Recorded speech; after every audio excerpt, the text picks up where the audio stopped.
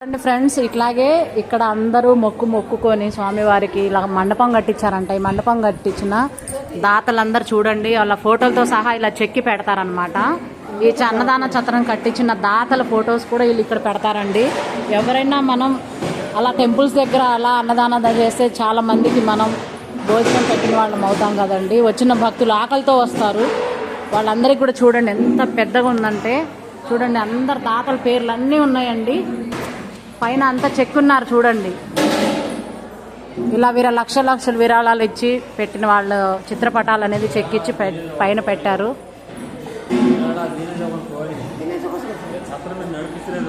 వీళ్ళు నడిపిస్తున్నారంటండి అన్నదానము. ఇవి చూడండి, అన్నం వండి ఇలా బట్టలో గుడ్డ పరిచి గుడ్డ మీద వేసి కప్పారు చూడండి. అంత నీట్గానే ఉంది ఇక్కడ అంతా కూడా. మనకి చాలా పెద్దగా ఉందన్నమాట, చాలా నీట్గా కూడా ఉంది. అన్ని గదులు కూడా ఉన్నాయి. వంట చేసేవన్నీ కూడా ఇక్కడే చేస్తారమ్మా వంట.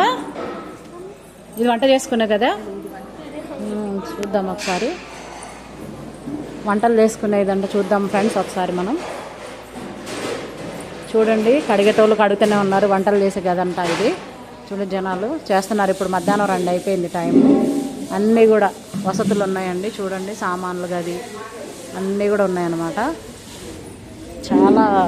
నాకైతే చాలా నచ్చింది ఫ్రెండ్స్. ఇక్కడ నేను ఫస్ట్ టైం వచ్చాను, 35 years తర్వాత వచ్చాను నేను. ఇది వచ్చేసి సరుకులు గదండి. పైన రాసింది చూడండి. సరుకులన్నీ ఈ గదిలో స్టోర్ చేస్తారనమాట. మనకి సిలిండర్స్ కానివ్వండి, ఇస్తరాకులు కానివ్వండి, అన్నీ కూడా ఇక్కడ బల్లాలు కానివ్వండి అన్నీ కూడా సపరేట్ ఒక గది. చూడండి ఎంత నీట్గా మెయింటైన్ చేస్తున్నారంటే ఇల్లు. చాలా నీట్గా ఉందండి ఇక్కడ.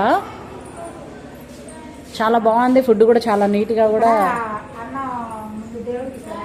ఫస్ట్ ఇక్కడ వండిన అన్నం అనేదంట మనకి ఇక్కడ దేవుడికి నైవేద్యంగా పెట్టిన తర్వాత భక్తులకి పెట్టడం జరుగుతుందంట ఫ్రెండ్స్. ఇక్కడ చూడండి శివపార్వతులు చూడండి. ఇక్కడ ఒక్కసారి చిత్రపటంలో చూడండి, అన్నపూర్ణాదేవి శివుడికి అన్నం పెడుతున్నట్టుంది చూడండి. అసలు ఇక్కడ పెట్టిన ప్లేటు అక్కడ కలిపేస్తారంట. మనం వంట చేస్తారు కదా ఫ్రెండ్స్, మనం తినే ఇప్పుడు ఏదైతే అన్నదానం జరుగుతుందో బయట, అక్కడ ఏదైతే నైవేద్యం అన్ని రకాలు వండి ఇక్కడ స్వామివారి దగ్గర పెట్టి తర్వాత అక్కడ అందులో కలిపేసి పెడతారంట ఫ్రెండ్స్. అది ప్రసాదంగా మనం స్వీకరిస్తాం.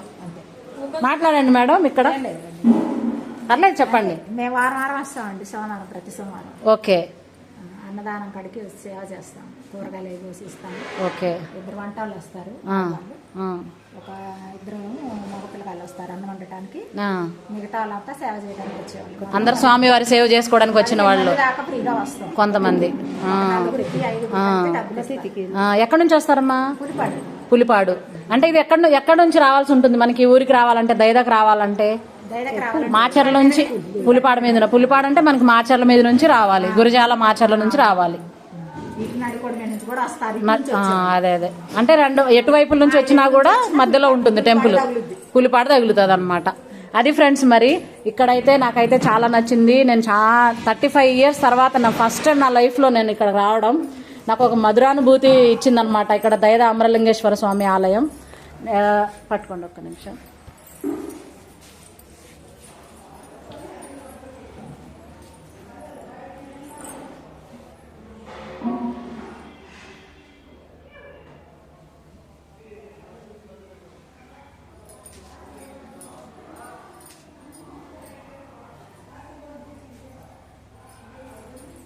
ఓకే ఫ్రెండ్స్, అయితే బాయ్ అండి. మరి నేనైతే ఇంకా బయలుదేరుతున్నాను. మీకు నచ్చితే లైక్ చేయండి, షేర్ చేయండి అందరికీ. ఈ వీడియో మరిన్ని విషయాలు మీకు ఇంకా తెలియజేస్తాను. అప్లోడ్ చేసిన తర్వాత కొన్ని చెప్తాను మీకు. ఓకేనా ఫ్రెండ్స్? బాయ్ అండి.